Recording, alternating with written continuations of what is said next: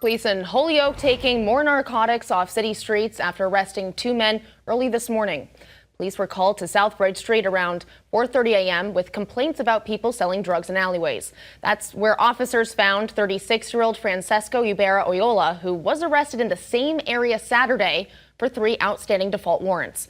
He was arrested and found with cocaine, heroin, and fentanyl. Then a short time later, police also arrested 48-year-old Luis Daniel Colon, who had 2 arrest warrants out on unspecified charges.